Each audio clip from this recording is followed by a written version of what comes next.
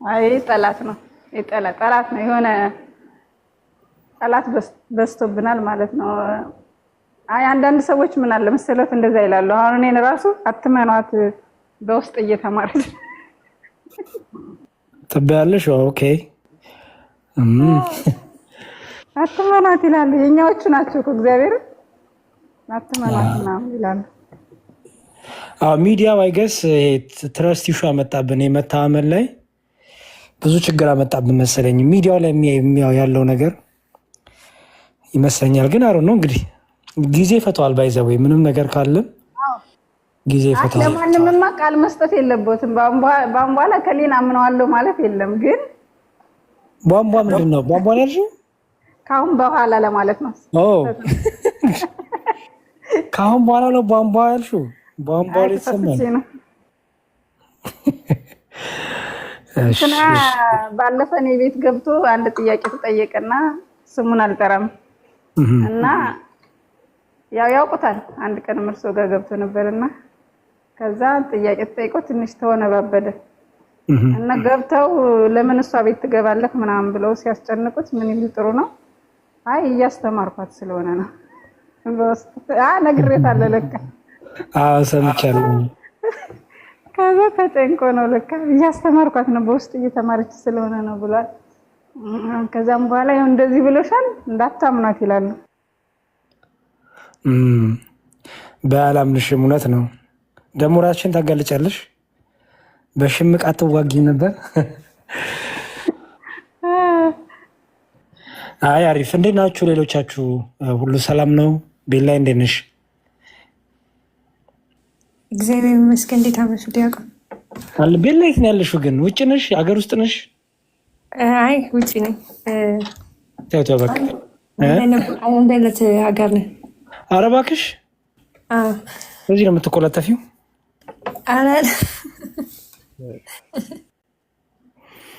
ተወልደሽ ነው ያደግሽ?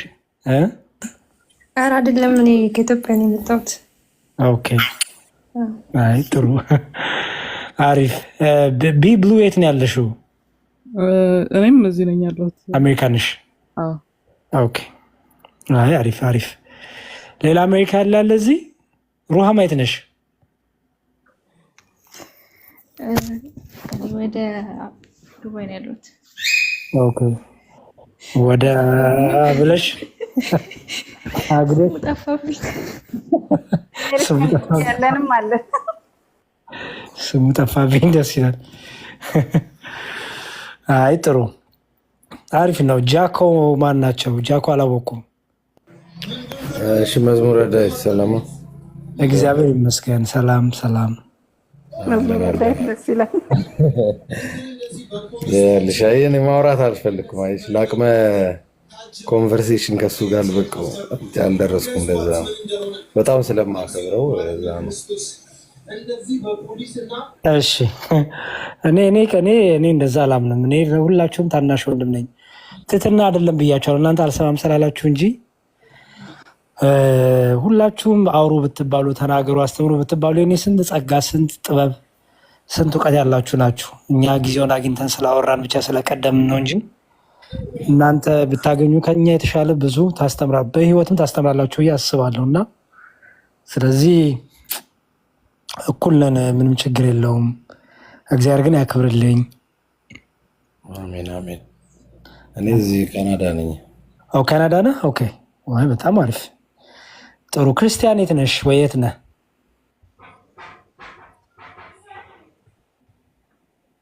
ክርስቲያን እሺ። ሳሙኤል ኢትዮጵያ ነኝ፣ ምስራቅ ኢትዮጵያ ነኝ። ምስራቅ ኢትዮጵያ በጣም አሪፍ እናት ሀገራችን። እሺ የኤማ ሆስስ? ኢትዮጵያ ነኝ። መዝሙር እንዴት ነው ወንድማለው? ደህና ደህና፣ እግዚአብሔር ይመስገን። የኔ ብርቱ እኮ ነህ አንተ፣ የኔ ጀግና። እከተልሃለሁ እኮ አንተ ልበላ። አዎ እንደ አንቺ እንዳትለኝ። ኧረ ተው አንተ ነኝ። አይ በርቱልኝ። በጣም ይዛችኋል። አናቱን በክትክታ እያላችሁት ነው። እሺ ቲክቶክ እንዳይዘጋብን በክትክታ አናቱን የሚለው ቲክቶክ ሴንስ ያደረገውና እንዳይዘጋብን ይህን ንግግርህን ልተርጉመው ሳይ እንዳተረጉሚ። አይሁን ትልቁ ነገር ያው አይኖ ይገባኛል ከፍቅር እንደሆነ አንደርስታንድ። እነዚህ አይነት ቃላቶች ያው ከፍቅር ነው በጣም እረዳለሁ። ግን እኛን ደግሞ ሰነፍ እንዳያረጉን፣ እኛን ደግሞ ትዕቢተኛ እንዳያረጉን፣ ትምክህተኛ ውጥርጥር እንዳያረገን።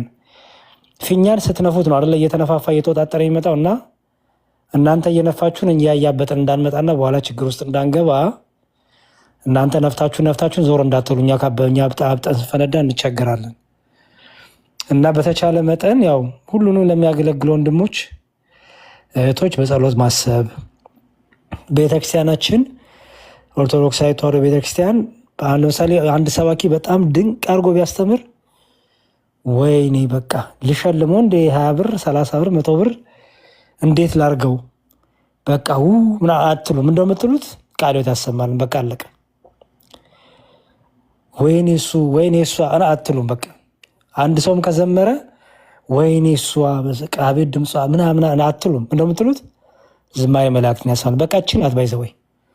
ምክንያቱም ከዚህ ያለፈው ነገር ፈተና ውስጥ ይከታል፣ ትምክት ውስጥ ይከታል፣ መታቢያ ውስጥ ይከታል፣ ጉረኝነት ውስጥ ይከታል። ሰዎች አይደለን እንወዳታለን እቺ ሞቅ ሞቋንና እኔ ደግሞ ስለምወዳት ሸሻታለሁ። በጣም ወዳታለሁ መደነቅ ምናምን እና ሸሻለሁ። ስለዚህ በጸሎት ብታስቡን አሪፍ ነው። እናንተም በርቱ። ትልቁ ነገር ደግሞ ምንድነው ጎበዝ ያሬድ፣ ጎበዝ ኤማሁስ፣ ጎበዝ ቲጂ ብቻ ሳይሆን እናንተ ደግሞ ራሳችሁ መተካት፣ አገልጋዮቹን መተካት፣ ማንበብ፣ አጠገባችሁ ያለውን ሰው ማስተማር ይሄ ያስፈልጋል ብዬ አስባለሁ። አሁን ምን እየሆነብን ነው? የኳስ ጨዋታ ደጋፊ እየሆን ነው። የሚራገጡት እግራቸው የሚሰብረው ተጫዋቾቹ፣ እኛ ደጋፊ ላይ ቁጭ ብለን በቃ ወይ አንጫወት፣ ወይ እግራችን አይሰበር፣ ወይ ቢጫ ቀይ አይሰጠን፣ ወይ ሜዳው ላይ አንገባ እና እንደዚህ እንዳይሆንብን እናንተም እየበረታችሁ እስክሪብቶ ደብተር እየያዛችሁ እየተማራችሁ ከእያንዳንዱ ሰው የምታገኙትን ነገር በደንብ ኮሌክት እያደረጋችሁ ከዛ ደግሞ ነገ ያሬድ ቢደክም ነገ ያሬድ ባይመቸው ደግሞ እግዚአብሔር ብዙ ያሬዶች አሉት። ያሬድ ለራሱ ጥቅም ነው የሚያገለግለው፣ ለራሱ ዋጋ በረከት ለማግኘት። እግዚአብሔር እምቢ ካለ ያሬድ እግዚአብሔር ሺህ ያሬድ አለው፣ እልፍ አለው። እና እንደዚህ በደንብ አድርጋችሁ እናንተም እየተካችሁ እንዲሆን በጣም ነው ደስ የሚለኝ በእውነት በጣም አይ ሆፕ እንደዛ ነው ብዬ አስባለሁ። እና እስቲ እንግዲህ በርቱልን።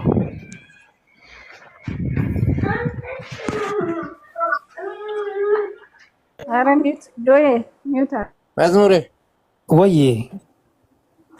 ቴሌግራም ግሩፕ ካላችሁ እስኪ ጆይን አድርጉንና እስኪ እንድማር። እሺ ወንድም አለም ፎሎ አድርጌሃለሁ። አስቀምጥልኝና በውስጥ ቴሌግራምን አስቀምጥልኝና ግሩፕ ስም አለ እዛ አስቀምጥልሃለሁ።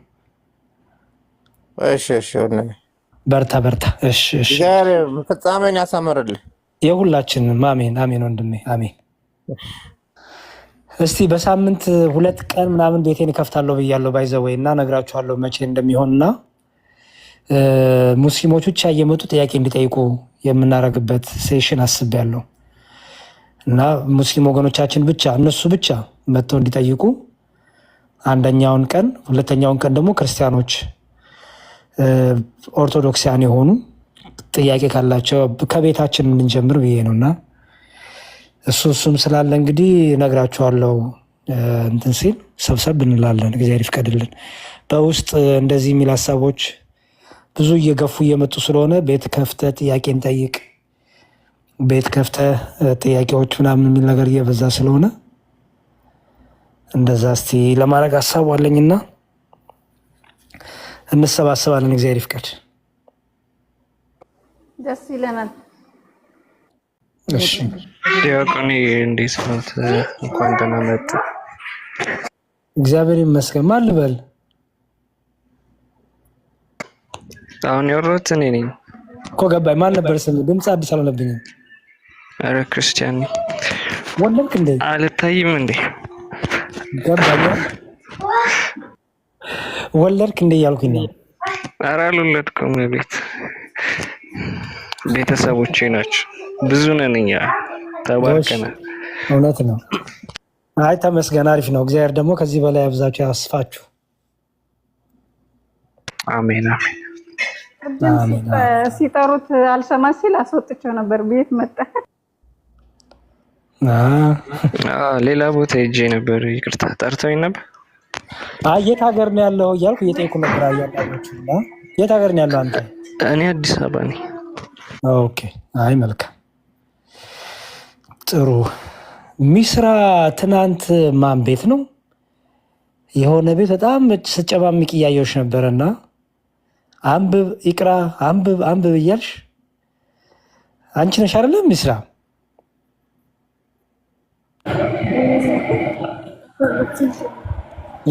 ሰላም እንዴት መዝሙር ያለ ወይ ይሰማኛል። ሰላም ብያለሁ። እንዴት ነው? እንዴት ነሽ? እግዚአብሔር ይመስገን ሰላም ነው። ደህና ነኝ። ሰላም ነው። ተመስገን። ትክክለኛ አይደለ? ትናንት የሆነ ቤት አንብብ እያልሽ አይደል? እንጃ እነዚህ ጂናቸው የሚወስዱኝ ይሆናል። ምላሳኔ እኔ ቆይ ምላስሽ ነኝ ማናጀርሽ ነኝ አለ። ቲጂ አውሪ ትላለች። ራስሽ አውሪ ራስሽ እንትን ሃናም ቤት ነበረ መዝሙር። ኦኬ። አንድ የሚያስቸግሯት ልጆች አሉ የተከተሉ እና አንብበሽ አይደለም የወጣሽው፣ እስቲ ቁርአን ቅሪ፣ አንቺ ወንድ ፈልገሽ ነው የወጣሽው እያሉ የሚያስጨንቋት ልጆች አሉ። እና የሆነ እንትን ቦታ እዛ ገብቶ ደግሞ ያችን ሃናንን ደግሞ እንደዚህ ሲያምቢሪ እስኪ እንደዚህ በይ አንቺ ሳታውቂ ነው የወጣሽው ምናምን እያሉ ለፈተና የመጣው ራሱ ሲፈተን ጅብሪልን መጨረሻ ላይ ይጨመቃላ እና ገባችለታ ወንዷ ራስህ አንብብ አለችውና ልጁ ተንተባቱ ወጣ። ራሱ መቅራት ሳይችል ነው በነገራችን ላይ እነሱን ለወንድ ብላችሁ ነው እንጂ አውቃችሁ አይደለም ሄዳችሁ እያለ የሚፈትናቸው። ከዛም በኋላ ራስህ አንብብና ተርጉምልን ሲባል ማንበብ አቃተው። ኦኬ። አይቼዋለሁ እሱን ነገር። አይ አሪፍ በርቺ። እንግዲህ ሚስራ በደንብ በርቺ፣ አንብቢ፣ አጥኒ። አሪፍ ነው፣ ደስ ይላል፣ ጥሩ ነው እና እግዚአብሔር ደግሞ በደንብ ያበርታሽ። የምናግዝሽ ነገርም ካለ ደግሞ አሳውቄንና እናግዝሻለን። አሪፍ ነው፣ ደስ ይላል። ስላወኩሽ ደስ ብሎኛል። ተጨማሪ የት ደግሞ ስላገኘን እግዚአብሔር ይመስገን። እኔም ስላወኳችሁ ደስ ይላል በጣም።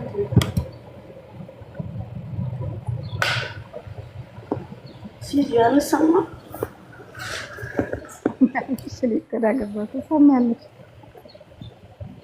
እንዴ እኔም ስላወኳችሁ ደስ ብሎኛል። መምህሮቼ በጣም ቴንኪ፣ በጣም ነው የማመሰግነው። ሰላም መዝሙር እንዴት እያወራች ነው ልጅቷ? ጨርስ ምን ታደርግ ስለሳት። እሺ አውሪ። ጨርሻለሁ እኮ ቴጂ፣ ይቀጥሉ፣ ችግር የለውም። ሌላ ጊዜ ማውራት እኮ እችላለሁ በራሱ። እሺ ሚስራ የሆነ ደስ የሚል ትሆናለሽ። በጣም ደስ የሚል የሆነ እንትን አለሽ። አገላለጾችሽ አንዳንዴ በጣም እያየሁ ትናንት እየሳኩ ነበረና አሪፍ በርቺልን። እሺ ምስራታችን ማነው ትክክለኛ ስምሽ? ሚስራ በስ ሚስራ በስ። እሺ ሚስራ በስ። አሪፍ።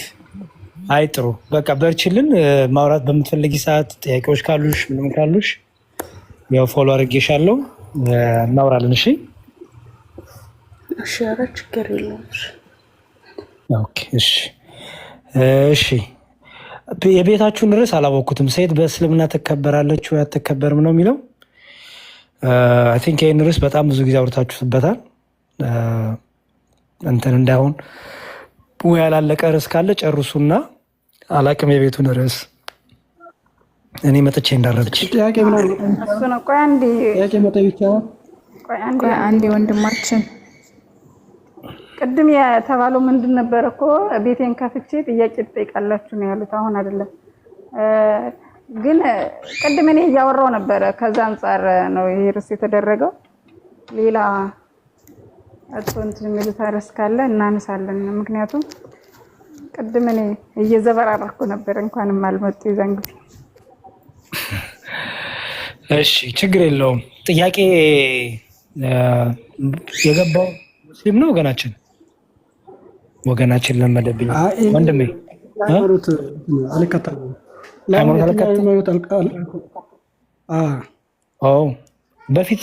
በፊትም ጀምሮ ነው ወይስ ከጊዜ በኋላ ነው?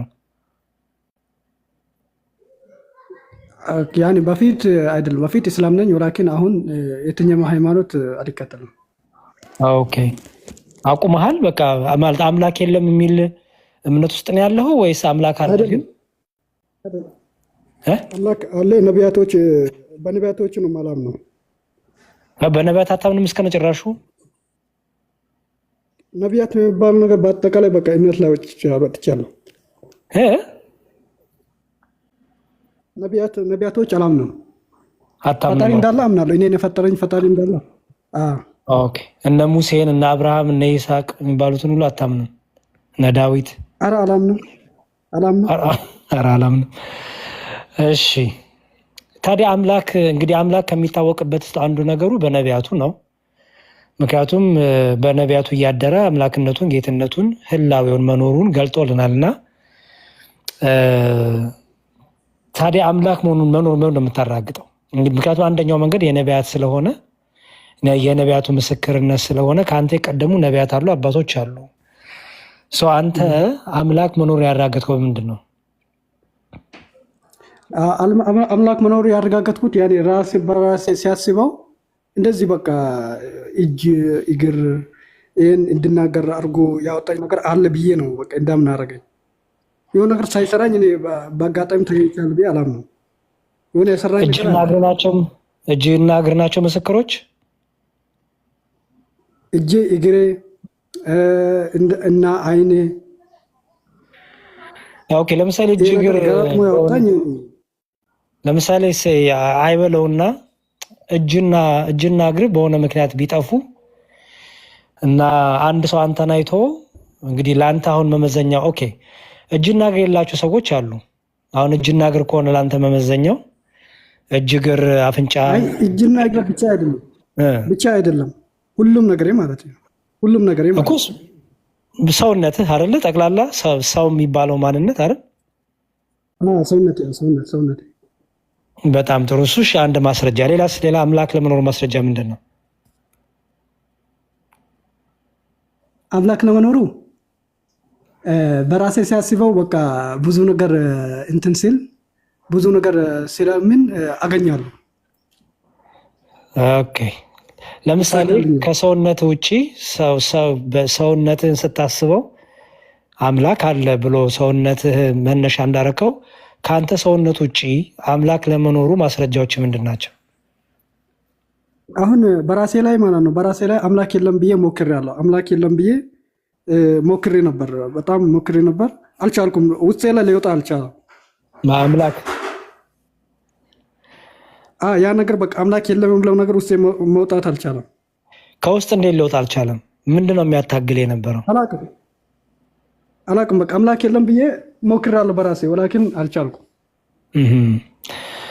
እሺ ስለዚህ አሁን መስጊድም አትሄድም? ራሴን በራሴ እንዳልሰራው አውቃለሁ። ችግር የለውም። ራሴን በራሴ እንዳልሰራው ደግሞ አውቃለሁ። እሺ ልጅ አለ? አይ ልጅ የለኝም። ኦኬ አልወለድኩም ገና ገና ነው ያልወለድኩም። ጨርስ። ቆይ እያጠብኩ ሆነም ጨርስ።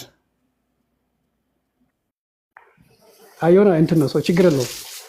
ችግርማ አለው። ድምፅ እኮ አለው ወንድሙ። እሺ ሌላ ቦታ ቀይራለሁ። እሺ ታርግና ከሱ ራቃ እንዴ። ቆይ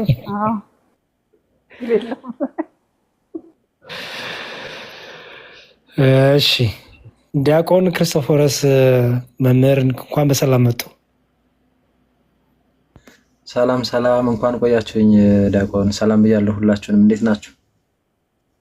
እግዚአብሔር ይመስገን። ትልቁ ላርጓቸው መምህር። ኧረ በፍጹም በፍጹም ለወርድ ነው። ሩሃማ ትልቁ ላርጓቸው። እኔ መውረዴ ነው። ሩሃማ ደግሞ አንድ እኩል። ሰላም ነው ወይ ዲያቆን? እንዴት አሉ? እግዚአብሔር ይመስገን። እንኳን በሰላም መጡ። ደህና አደሩ? እንኳን ቆያችሁኝ። ሩሃማ ቤት ስገባ የመጀመሪያ መሰለኝ እና ሰላም ብያለሁ። ሚስራታችን ቲጂ ቤላ፣ የአንዳንዶቻችሁ አልተነበበኝም ይቅርታ። ሰላም ብያለሁ። ጆኤል ለሚለው ከስር ቀጥሉ ዲያቆን። እንኳን መጡ ዲያቆን ክርስቶፎሮስ። ባን ቆየሽኝ ሩሃማዬ። እሺ ወንድሜ ተመልሰሃል? ተመልሼያለሁ። ማን ነው ስምህ? ስሜ ዩሱፍ።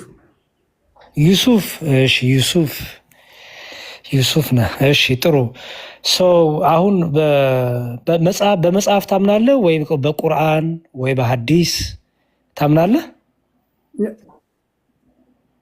በነቢያቶች አላምንም ማለት እኮ በቃ ከሁሉም ነገር ነፃ ነኝ ማለት እኮ ገባኝ። አይ በደንብ ግልጽ እንድታደርገው ነው። አንዳንድ ሰው ነቢያትን በቁርአንም በሐዲስም በምን ማለት ነው? በሚስት ብቻ ነው የምታምነው አንተ? ሚስትን ነው የምታምናት? ሚስት የለኝም አለ አሁን። ሚስት የለኝ አንተ ደንብ ለገበያ ነው የወጣው። እሺ አይ ጥሩ መልካም። እንግዲህ እግዚአብሔር ፈጣሪ ሚስት ይስጥህ፣ ትዳር ይስጥህ፣ ልጆችን በልጆችም ይባርክህ። እሺ ጥያ እንግዲህ ሙስሊም አይደለህም ክርስቲያንም አይደለህም፣ አምላክ አለ ብቻ ብለን የምታምነህ ጥያቄን እሺ አቅርብ ልስማ። ምናልባት ዲያቆን ነበረ ስሙን ያለው ወንድሜ ማን ነበር ስሙ? ዩሱፍ። በኢየሱስ ክርስቶስ አታምንም? በኢሳ ሳይሆን በኢየሱስ ክርስቶስ? በየትኛው አላምንም። እሱ ጀመር ለሱ እኮ ነብይ ነውና በጠቅላላ በነቢያትም አያምንም። አይ ምናልባት ኢሳና ኢየሱስን አንድ አድርጎ ከወሰደ አንድ እንዳይደለ አሳይተ ነው። ፕላስ ደግሞ አሁን እሱ ነቢያት የሚላቸው ለምሳሌ ቁርአን ላይ ያሉትን ከሆነ እኛ እናውቃቸውም እኮ እነሱን እኮ ማለት ስማቸውን ወሰዱ እንጂ መጽሐፍ ሁለቱንም መጽሐፍ አይቀበልም። በቃ አትቀበልም። መጽሐፍ ቅዱስ ላይ ምናልባት የተወሰነ ነገር አትቀበልም። አይ የትኛው አልቀበልም። ኦኬ እሺ ዩሱፍዬ እንግዲህ እኔ እናንተ አሁን ባዮሎጂ ኬሚስትሪ መጽሐፍ ልናወራ ነው የሚሆነው ከዚህ በኋላ። እኔ የኮምፒውተር ሳይንስ ምሩቅ ነኝ። ስለ ኮምፒውተር ሳይንስ መጽሐፍ ነው የምናወራው ማለት ነው እናንተ። ምክንያቱም ቁርአኑንም ካላመንክ መጽሐፍ ቅዱስንም ካላመንክ ቀጥሎ የቀረኝ መጽሐፍ የኮምፒውተር ያጠናውባቸው የተማርኩባቸው እነሱ መጽሐፍትስ ታምናለህ አታምንም አይደለም። ምክንያቱም እነሱ የህይወት መጽሐፍት አይደሉም እና በእስልምናውም ህይወት ተብሎ የሚገመተውን በክርስትናውም ህይወታችን ብለን የምናምነውን ሁለቱንም መጽሐፍቶች አላምንም ካልክ ምን ላይ ነው ጥያቄህ? ጥያቄ ሆነ አሁን ሃይማኖቶቹን ለማወቅ ይፈልጋለሁ። አሁን ጥያቄ መሰለ ሙሴ 10 ትእዛዝ የተቀበለው ሙሴ ነው አይደለ? አይ አሁን መጽሐፍት ነው የምጠቅሰው። አሁን እኮ እሱ ነው ኮንፊውዝ የሚያደርገኝ። አሁን ጠቅላላ አልቀበልም ያልከው መጽሐፍ ነው ድጋሚ እየጠቀስክ ያለኸው እና ትንሽ ይጋጭብሃል። ግን እኔ እንደ ክርስቲያንነቴ መመለስ ያለብኝ የምመልስልህ ከመጽሐፌ ነው። ምክንያቱም ቅዱስ መጽሐፍ ያለኝ ሰው ነኝ። የእግዚአብሔር እስትንፋስ የሆነ ቃለ እግዚአብሔር ያለበት ለህይወቴና ለጥቅሜ የሆነ ህግና ህይወትን የያዘ ምስራችን የያዘ ወንጌል አለ እጄ ላይ። ስለዚህ እኔ መልስልህ በዛ ነው። ግን ለአንተ ግን በደንብ እንድታስተውለው የምፈልገው አላምነውም አልቀበል የምትለው መጽሐፍ ነው መልሰህ የምትጠቅሰው እና እስቲ እንግዲህ እግዚአብሔር ይርዳ። አሁን ሙሴ አይደለም ጥቅስ ለማንሳት አይደለም። ጥቅስ እኮ ነው የሙሴ ታሪክ እኮ ጥቅስ ነው። ዘፍጥረት ላይ ዘጸአት ላይ እየገባን እኮ ልናወራ ነው አሁን ከዚህ በኋላ።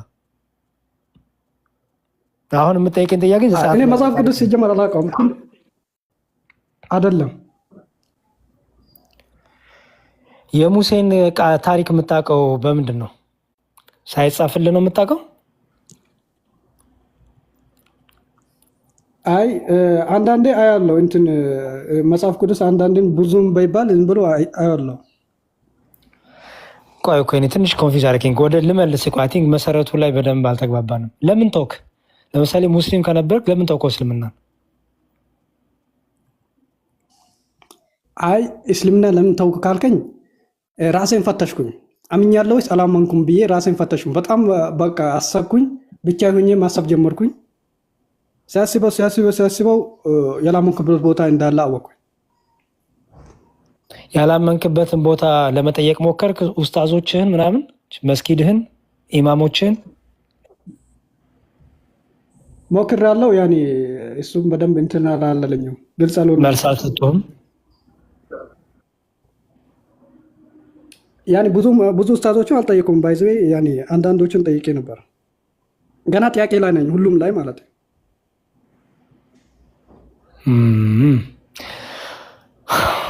ገና ጥያቄ ላይ ነኝ፣ ሁሉም ላይ። እሺ በቃ ክርስትናው ምን ጠይቀን አላጭበረበርም።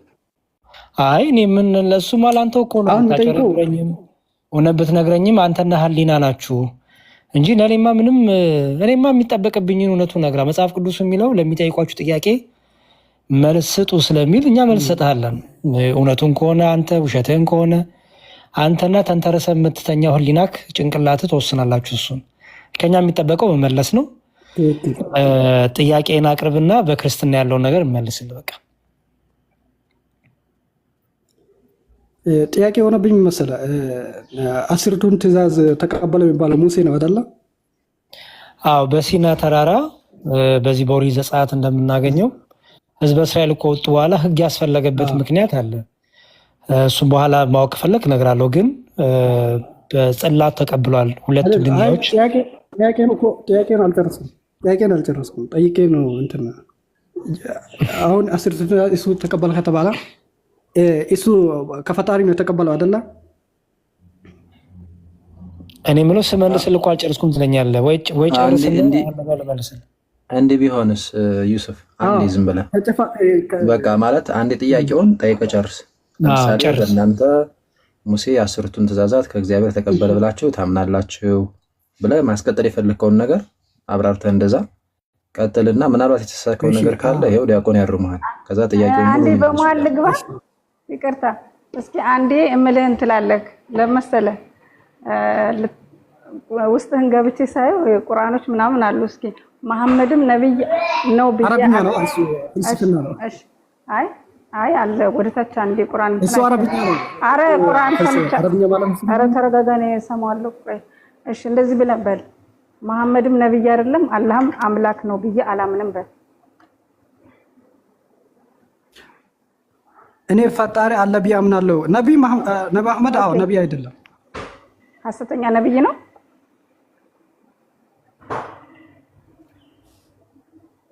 ቲጂ ሙስሊም ነው እኮ ቲጂ የት ሄደ? ሙስሊም ነው እኮ ለዛ እኮ ነው እኔ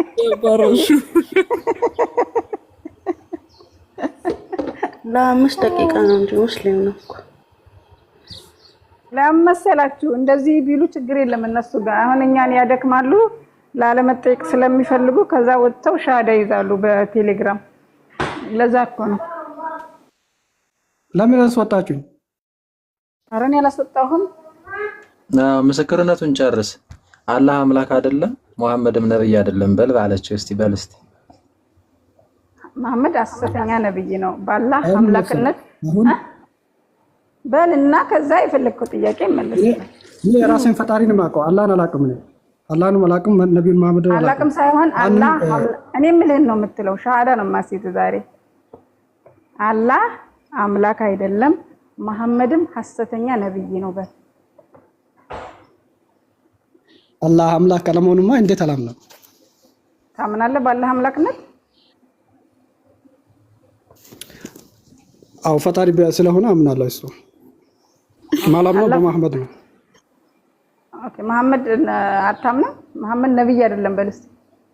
ሐሰተኛ ነብይ ነው በል። አላምንም እንዴ በልኔ ምልክን ከዛ እንዴ ምንድነው አንተ ብቻ ነህ እንዴ የምትመራ? በልና ጥያቄ አልጨረስኩም። ሲጀመር ጥያቄ ትጠይቃለህ። ጥያቄህን ለመጀመር መጀመሪያ ራስህን ማወቅ አለብን። አለበለዚያ እኛ ጅሎች አይደለንም ቁጭ ብለን እዚህ የምንጀጃለው ካንተ ጋር ገብተህ አንተ ሻሃዳ ትይዛለህ። እኛ እዚህ ቁጭ ብለን ስራ እንስራ። አሁን ኡስታዝ እንትኑን ቄሱን ልጠይቀውና ሊውጣ። ቄስ የለም እዚህ። አሁን ቆይ እንትን በልና እኔ የምልህን በልና ይኸው እነሱ ጸጥ ያሉት አንተን አክብረው ነው። ስለዚህ ይህ ሁሉ ሰው እንዲሰማህ ያንተን እውነተኝነት እናረጋግጥ። እኔ የምልህን በል። ነገርኩሽ አይደል? አስጊዜ ልንገርሽ። ሻሃዳ እንደሚያዝ ቁጠረውና አላህ አምላክ አይደለም ፈጣሪ አለ ብለህ ነው እንጂ የምታምነው ይሄኛው ፈጣሪ በስም ጠርተህ ይሄኛው ፈጣሪ ነው ብለህ አታምንም። ምክንያቱም የትኛውም መጽሐፍ ስለማትቀበል። ስለዚህ አላህ የሚባል አምላክ አላውቅም ወይም ፈጣሪ አላውቅም፣ መሐመድ ሐሰተኛ ነብይ ነው በልና መስክርልኝና ከዚህ የፈለግከውን ጥያቄ ትጠይቃለህ። አላህንማ አውቃለሁ እንትን ነብዩ መሐመድ ማለት እንጂ አላህን አውቃለሁ። የት ነው ያወቅከው? በራሴ በተፈጥሮ አወቅኩት። በተፈጥሮ እኮ አላህ እንደሚባል ስሙ እንዴት አወቅ? በተፈጥሮ ያንተ የምታምነው ፈጣሪ አላህ እንደሚባል በምን አወቅ? ስሙ ብዙ አምላክ እንዳለ አላህ ብዙ አምላክ ፈጣሪ እንዳለ እናምናለን። በእግዚአብሔር አምናለሁ ካልኩ እሺ፣ እግዚአብሔር አምናለሁ ካልኩ መጽሐፍ ቅዱስ ላይ ገብቼ ጠይቅ። አይ አልስማማብህም። አምናለሁ ስላልኩ ግን ምንድነው እጠይቅሃለሁ። በእግዚአብሔር አምናለሁ ካልክ መጽሐፍ ቅዱስን ትቀበላለህ ማለት ነው። በአላህም አምናለሁ ካልክ መጽሐፉ አይደለም። እሱ አያገናኝም። አላህና እስላምን እግዚአብሔርና ክርስቲያንን አያገናኘው። እኔ ይገናኛል መቻል እኔ ተናገርኩ እኮ መጀመሪያው በነቢያቶች ነው ማላም ነው በፈጣሪ አምናለሁ ብያለሁ። እሺ በላ መስክርልኝ። በአጭሩ ቋጩትና ቲጂ አሁን አላህም እግዚአብሔርም የሚለውን ቃል ነቢያቶች ስለሆነ ያመጡት እነርሱን ደግሞ አልቀበልም ካልክ ስሙን ከየት አመጣው አንተ? አይኑ ባጭሩ ጨርሱት። ቋንቋ እኮ ነው። አላህ የሚለው ቋንቋ ነው። በቋንቋ ነው መጣው። አጀማመሩ ቋንቋ ነው። ከነቢያቶችም አላህ ይባል ቃል አለ። ማን ያመጣው? አላህ እግዚአብሔር ብለው ደግሞ መጽሐፍ ቅዱስ ኢትዮጵያ ሳይገባ በፊት አለ አይደለ? አሁን ሊከራከር አይደለም። እኔ ክርክር እኔ ምንማራስ አንዴ ወንድማችን ነው ማታውቀውን አታውራና ስሙን የአምላክ ስም ይሄ ነው ብሎ የተናገረው ማን ነው? ነብይ ነው አይደለም? ማለት በነብይ በኩል ነው የተገለጠው አይደል? ስማቸው ማንኛውም ህዝብ ማለት ነው። ማንኛውም ህዝብ ነብዩ መሐመድ ሳይመጣ በፊት ራሱ አላህን ያውቁታል። ማን ነግሯቸው ነው የሚያውቁት? ወንድማችን ማን ነው? ማን ነግሯቸው? አንዴ እስቲ እንደዚህ እናርግ። ጆይ ልከፋና ዮሴፍ ወንድሜ ኢትዮጵያ ሳይገባ ዮሴፍ ወንድሜ ቆይ አንዴ ማይከን አንሳውና በጣም አጭር እናርገው። እሺ ከዛ ትጠይቃለህ። ማይከን አንዴ አንሳልኝ በጣም ባጭር። ይሰማል? ዮሴፍ ይሰማል? አሁን አጀንዳ ያስቀየራችሁኝ እኮ ነው። አይ ወንድም ያናስቀይርም ልንከራከርህም አይደለም። እሺ እንቀበልሃለን። ይኸው ዲያቆን ትጠይቃቸዋለህ፣ ምላሽ ይመልሳሉ። ግን ምንድነው መሰለህ የሚያጭበረብሩም ስላሉ አሁን አንተም ግራ አጋባህን። ባላህ አምናለሁ አልክ። አሁን ጥያቄው እንደዚህ ሆነና ባጭር መልስልን። ቅድም በመጽሐፍ ቅዱስም አላምንም በቁርአንም አላምንም ብለህ ነበር አይደል ዮሴፍ?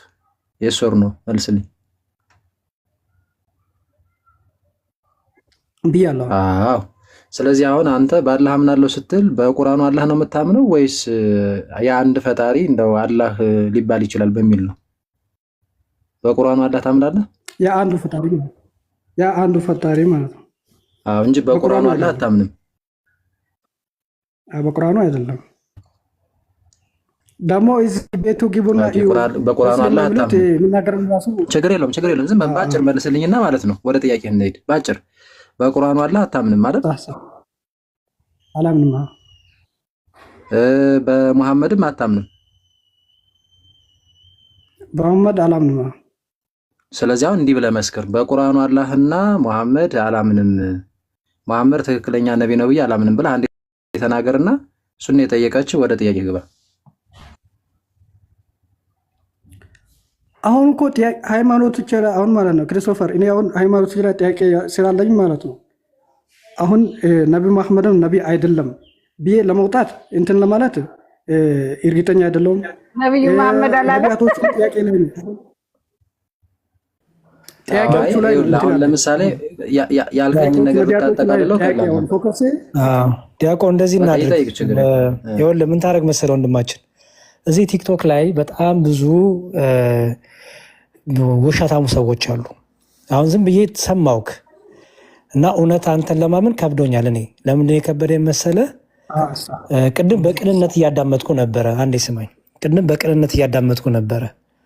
አሁን ግን ሳይክ ፍሊፍላፕ ታደርጋለህ፣ ይገለባበጣል የምትናገራቸው ነገሮች። ቅድም ምን አልክ?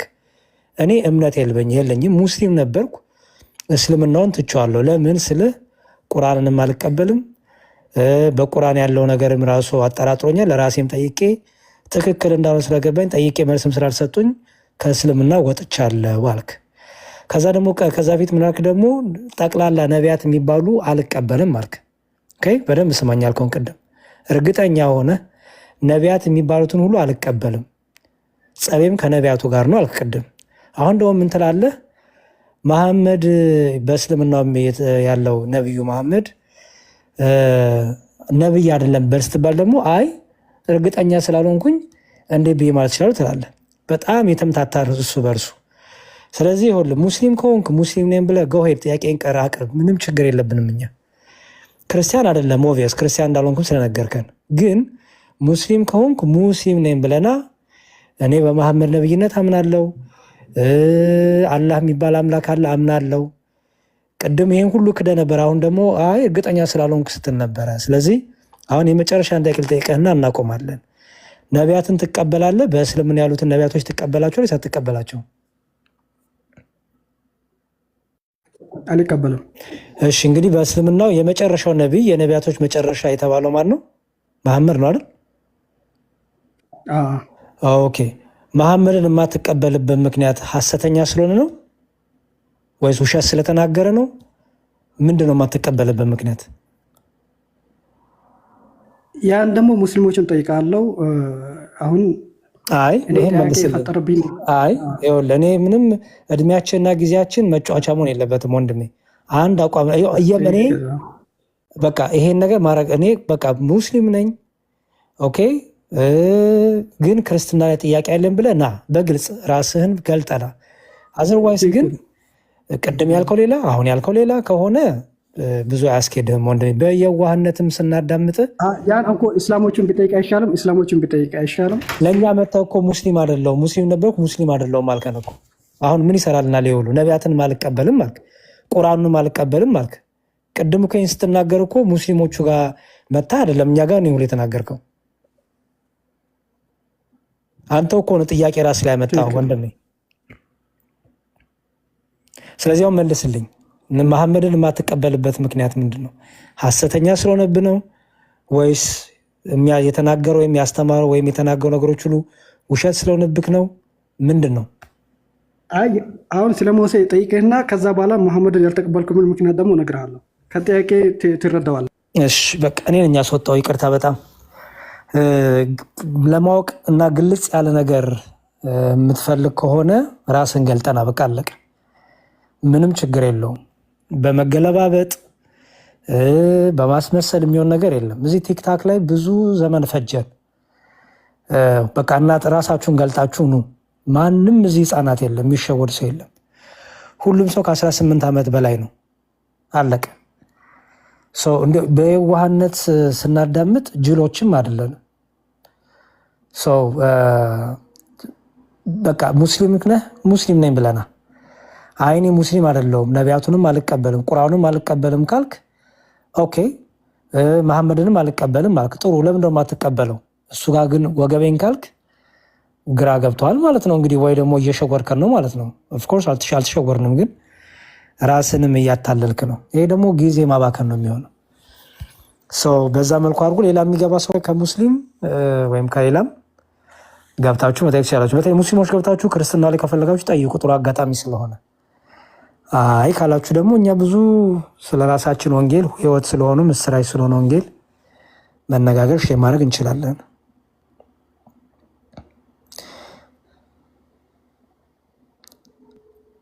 በነቢያት አልቀበልም ይላሉ። ዋናቸው እነሱ መሐመድ ከሆነ መሐመድን ከካዱ ነው እኔ የማምናቸው። እንደማይቀበሉማ እናምናለን። አስፈላጊ ከሆነ ሼር አደርግሎታለሁ እንዲመጡ። ትጂ ደግሞ ምን ይዞሽ የምትዘሉ ነገር አለ?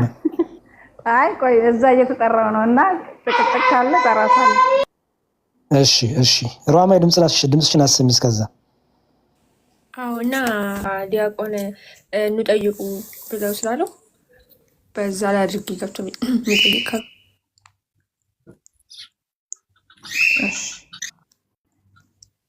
ጆኤል ሀሳብ ነበረው ኔትወርክ እየያዘኝ ነው። አዎ ችግር የለም። ኔትወርክ እየያዘኝ ስለሆነ ቢላይ ማኔጅ አድርጎልኝ።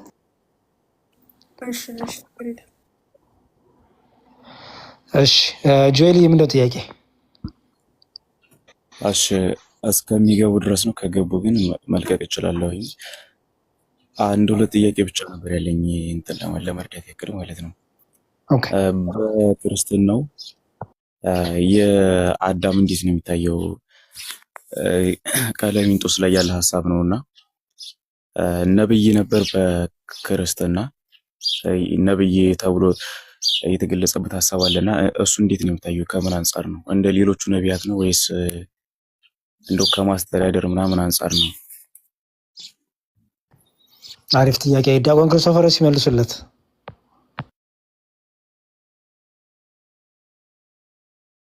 አንድ የቀጥሉ ዲያቆን ይቅርታ የሆነች እንትን ልጅ ነው። እሺ ችግር የለውም። ጆኤልዬ በመጽሐፍ ቅዱስ እንግዲህ ነቢያት አሁን ለምሳሌ ኢየሱስ ክርስቶስን ነቢ ብለውታል አይደል? እነ ሙሴን ስታያቸው እንዲሁም እነሱ ሊቀ ነቢያትም ይባላሉ። የነቢያቶች ሁሉ አለቃ ዋና ማለት ነው።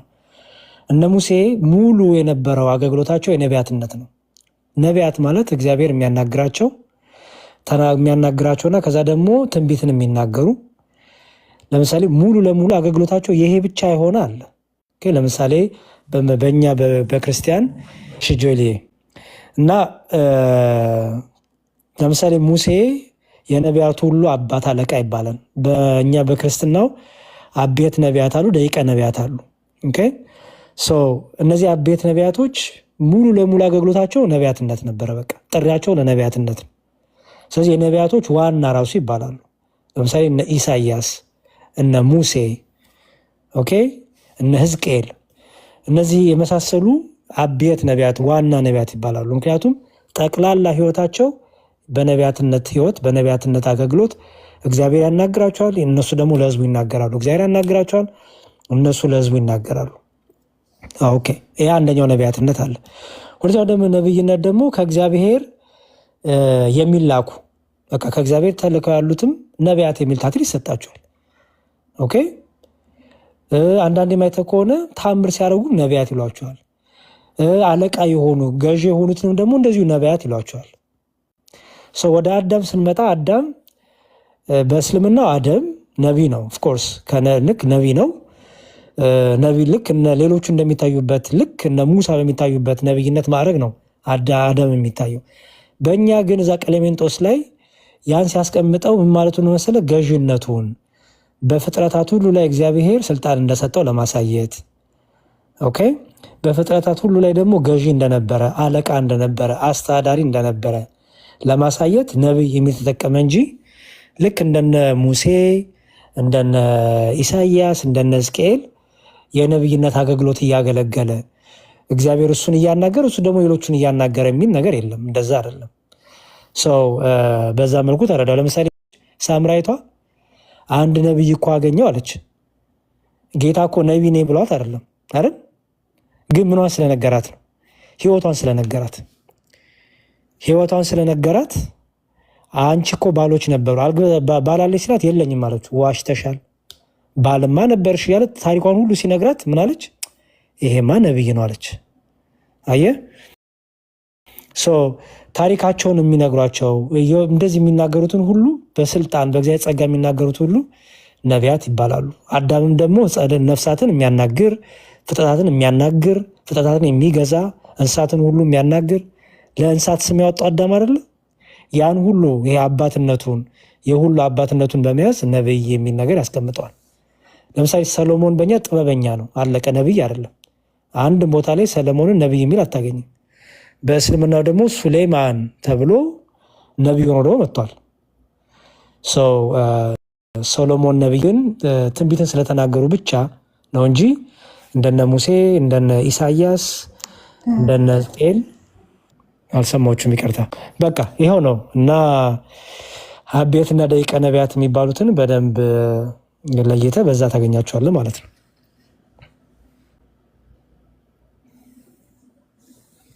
እሺ ዲያቆን በጣም ቴንኪው።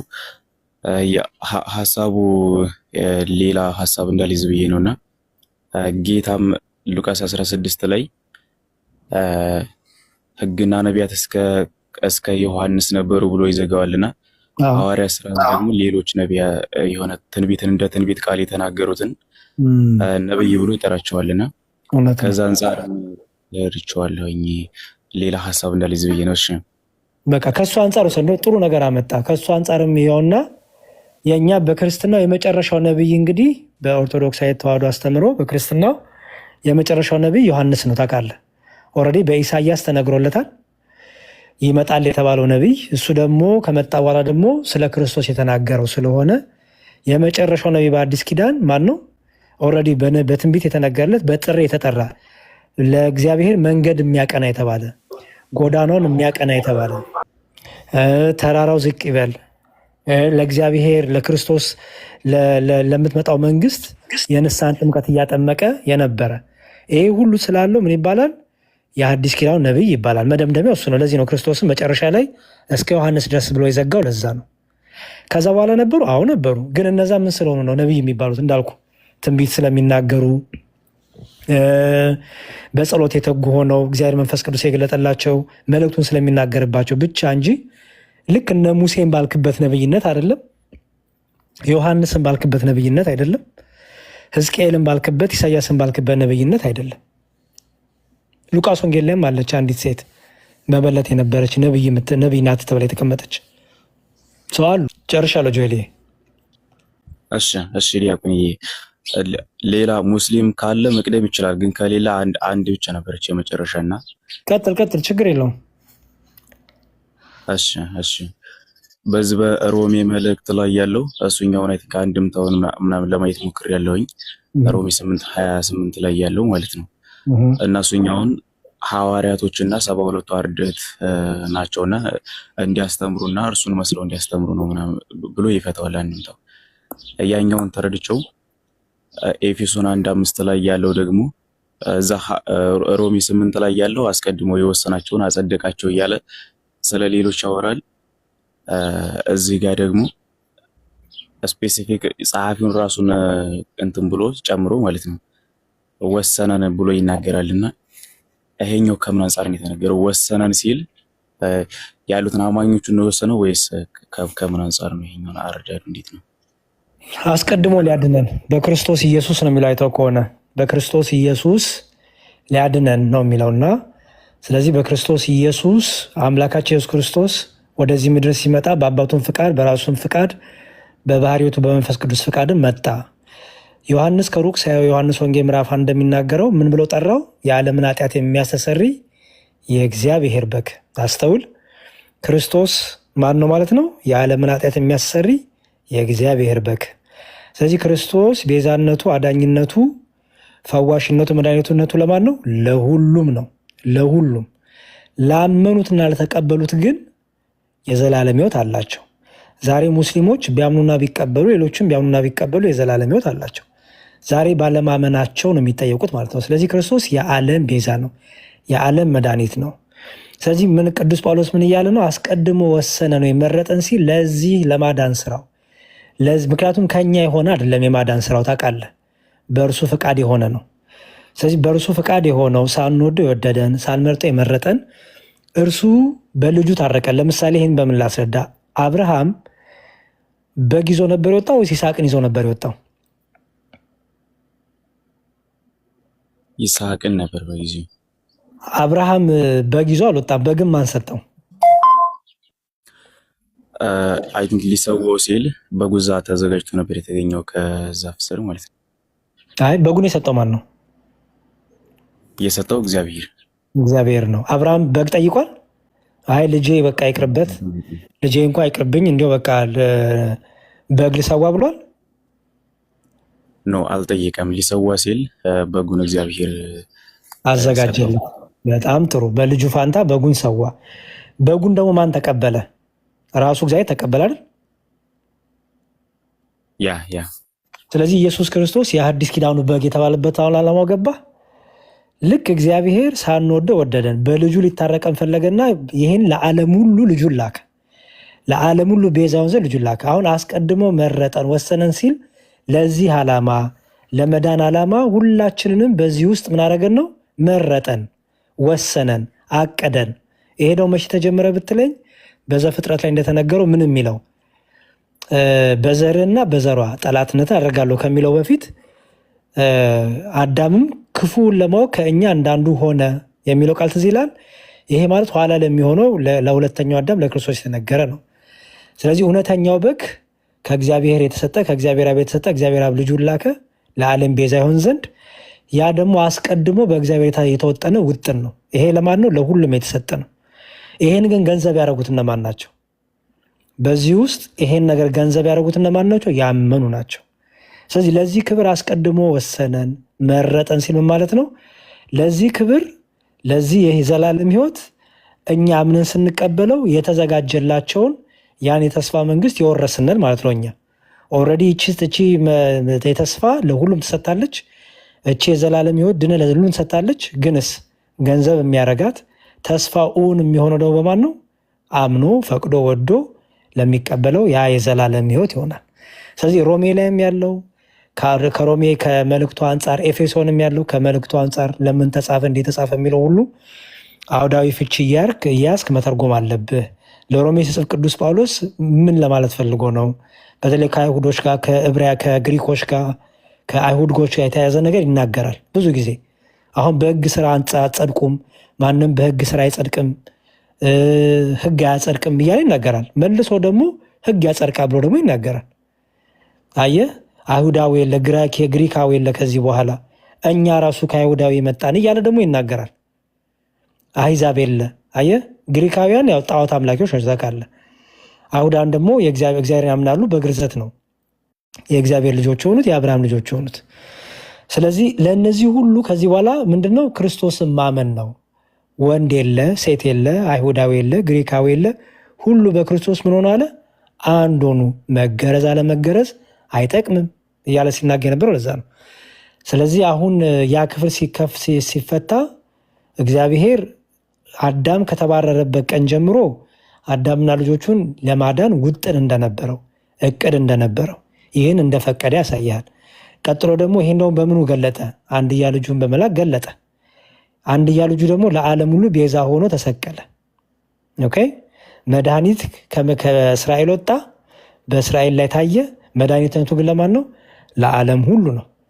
ይህንን የተቀበሉ ሰዎች በተስፋው ቃል ኪዳን በልጁ ይታረቃሉ። በልጁ እርቅን ድህነትን አግኝተው ከራሱም ከአብ ከወልድም ከመንፈስ ቅዱስም ጋር እርቅ ያገኛሉ። ያን የእግዚአብሔርን እቅድ ተፈጸመ ማለት ነው። አይ አንፈልግም ያሉ ደግሞ ዛሬ ባለማመናቸው በክርስቶስ ባለማመናቸው በቁጣ ውስጥ በፍርድ ውስጥ ይሆናሉ ማለት ነው። እና ሁለቱንም በዛ አድርገህ አስማምተህ መተርጎም ነው። እሺ ዲያቆን ቃለ ሕይወት ያሰማልን። ቴንኪው በጣም አመሰግናለሁ። እሺ አሪፍ። ሌላ ጥያቄ አለ?